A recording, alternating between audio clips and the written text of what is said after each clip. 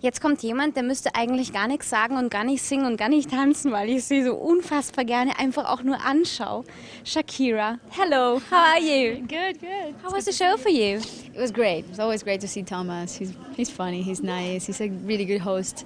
And still without shoes. Still, Like your first... never change. Something never changed. Like your first album. That's the name of your first album, right?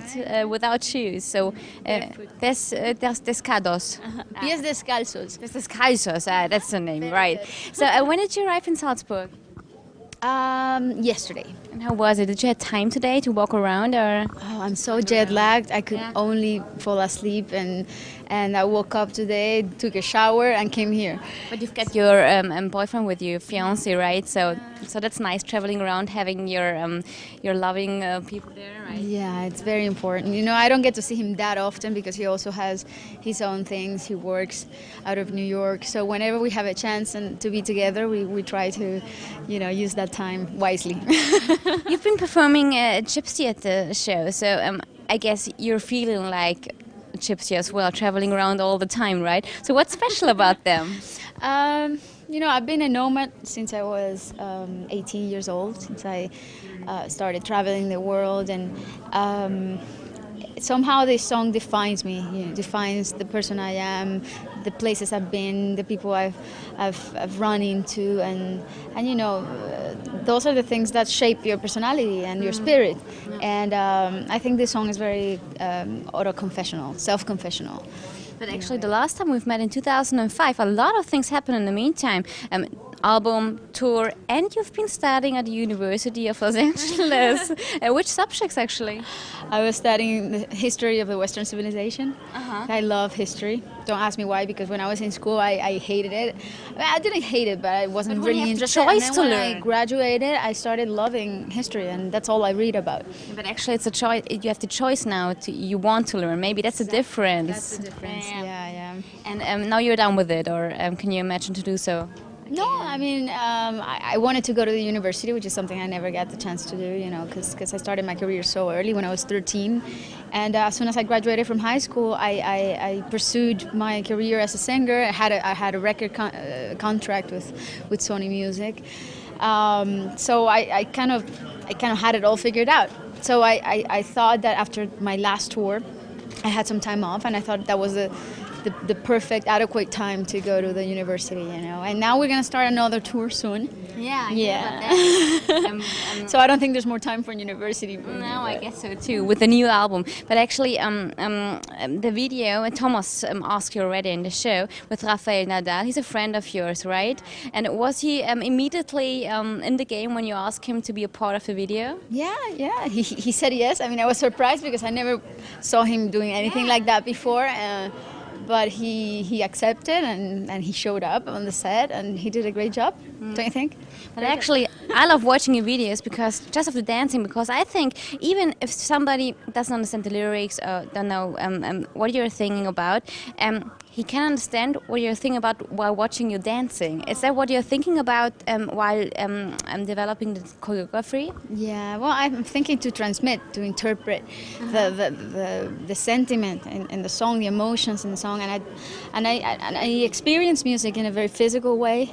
You know, my body is always the thermometer, you know, what tells me when the music is right or wrong, or if whenever I'm in the studio, for example, and I'm working on a song, if I'm not moving to the song, if I'm not reacting physically to the song, then I know the song is not ready, you know what I mean? So to me, dancing is a very important part of this package, you know, that I offer to my public. This album, actually, the new one, She Wolf, is good for dancing. There are a lot of electronic beats, which is quite new for you, using synthesizers that much. Was that a plan straight from the beginning, or a kind of a developing while recording it?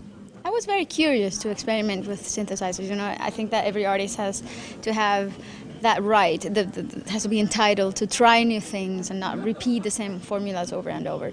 So I kind of got that out of the way. I did it, and I loved the experience. But this album, She Wolf, has also other songs that combine folk rhythms, you know, sounds from Colombia, and everything is sort of mixed and fusion, and it's a part of a fusion, you know.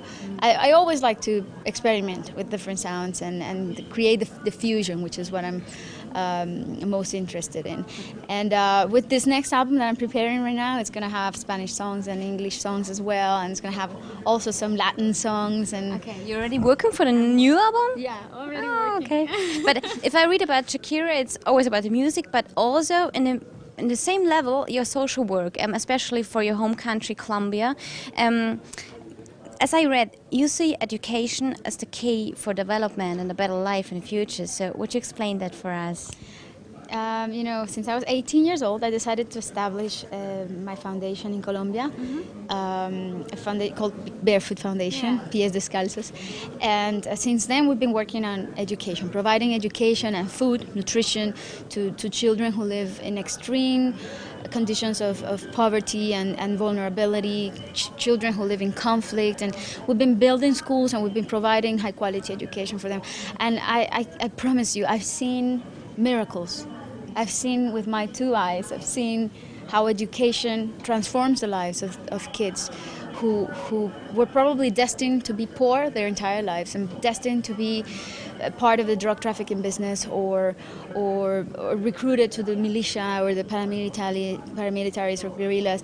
And these kids instead are right now on their way to college, you know, and you can only accomplish that when you offer education. So I really believe that this is a true tool, the right path to break the cycle of poverty in countries like mine, where I grew up and where I grew up seeing so much injustice and so much inequality and such a huge gap between the poor and rich. You know, but education is the way to close that gap, and I've been a witness to that. But how to get sure that the children really have the chance to go there to school and they don't have to work for their families?